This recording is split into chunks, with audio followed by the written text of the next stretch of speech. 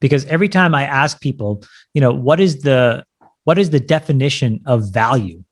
And everybody's sort of like, has one really, it's a word that they can't define, right? We all know what it means, except when you go to investing, you have the oddest version of what value means. It's been that the language has been perverted. So I think what value means is it's worthwhile, it's useful, it's excellent, it's important, right? That's what value is.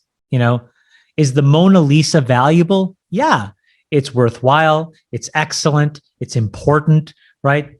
Is airplanes valuable? Yeah, how incredible is this? Like these things have completely transformed, GDP and transportation. They're useful, they're important. And then you go into the financial markets and you say, is Slack valuable? They'll say, my God, no, it's so expensive. Oh, this, oh, that. Is Snowflake valuable? No, my gosh. I mean, these things trade at huge multiples they come up with every excuse.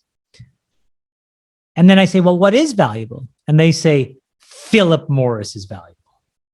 And then they'll point to some number. Here's their ROIC, or here's their NOPAT, or here's their dividend yield, here's their free cash flow yield, here's their multiple of sales. And basically, as long as the number is small, people turn their brains off. Right? Think about it. Literally, you could ask a blind monkey, on that dimension, how to rank growth stocks. And all they would do is just basically, rank by ascending order and cut it off before the numbers change into double digits. Pick your metric. That to me seems insane. Right? Philip Morris causes cancer. I mean, let's just be honest about it. Google organizes the world's information. What would you rather own? So my perspective on value is that I think I'm a value investor. I want to find things that are worthwhile, useful, important, and excellent. And I just want to buy them at a fair price. And determining a fair price, I'm curious, do you do typical discount cash flow models? If so, what discount rate? Like, do you have a hurdle? Yeah. Is that part of the package? Like, part of the whole spectrum, I guess? Yeah. So this is where we get to this sort of like, I think like investing is three things, right? There's like the first part, which is like the nuts and bolts, right? Meaning like the ones and zeros, being able to do the simple math. Okay. Then there is sort of like this part, which is, what are your biases telling you about the ones and zeros? And then there's judgment. When to listen to your biases, when to ignore them, and then how to size. And the great investors, I think, sum those three things together. And it's a constant, very complicated equation that's running through their minds. This is why, investing is a very individual tradecraft, because it's an impossible thing to document. Right? I don't think Stan Druckenmiller or David Tepper's process is largely documentable. They could tell you till kingdom come how they did something in the past, but it will not inform how they'll make a decision in the future. Stevie Cohen, just add to the list of all the greats, Buffett. And so I think it's very important to realize that. So I do a lot of math.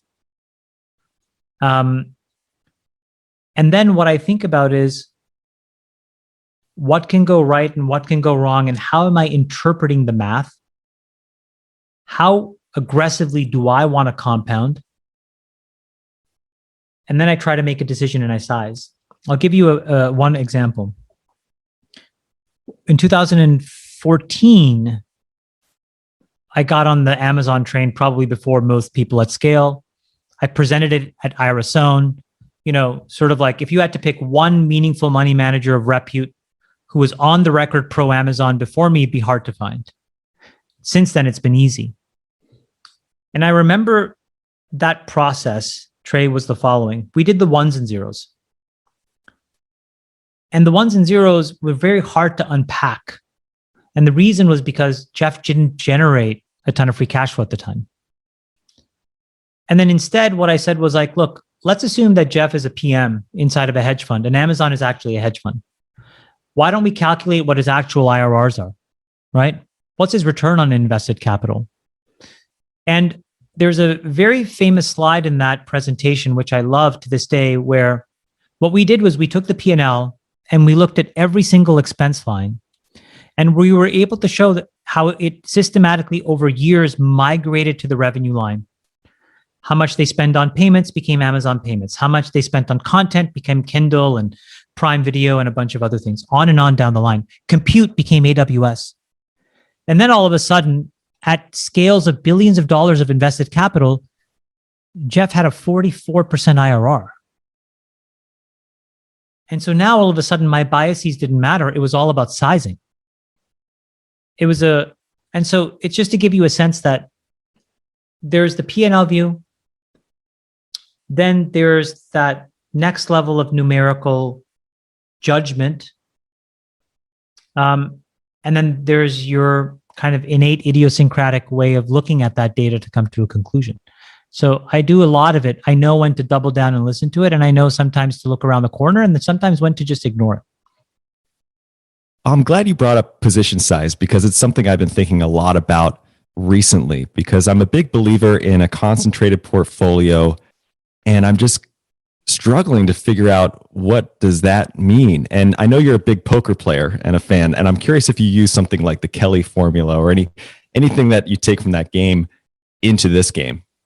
Yeah, so it's a more simplified, and this is actually more the part of the job where I allow my emotions to actually dictate.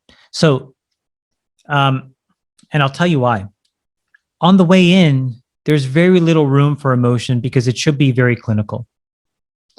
But once you're in, you have to appreciate that your mental outlook and a margin of safety and, sort of like your own mental health is now then the biggest determinant of success. So going back to this whole thing of like, how, do people prevent themselves from being successful? It's not understanding that. So in position sizing, one theory of poker is sort of how you play an early position versus late position, right? And in a nutshell, for the non-poker players, essentially, if there's 9 seats and you start in seat 1 and you go to seat 9, forget the blinds for a second so that it's more simple to understand. The earliest position has the biggest disadvantage because they have the least information about what everybody else is going to do. So the number of cards that you play are much smaller, and the sizing of the bet needs to be smaller because you have too many events that come after you.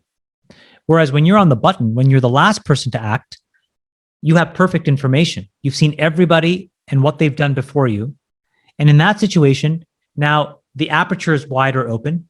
You can play more cards and you can size differently. Now apply that to investing. When I'm in a position where we are initiating a position, it's about sizing it to a place where we have the freedom to move around, right? I can work with the chip stack, so if you will. We never lever the book. So I never feel that I'm under an artificial constraint, where we could get margin called or stopped out. That's an important characteristic for me to be able to manage risk. And then when it's working, and this is again, now here's people have an incredible difficulty in doubling down in success. In fact, it tends to be almost the opposite. People want to find a way to re-underwrite failures.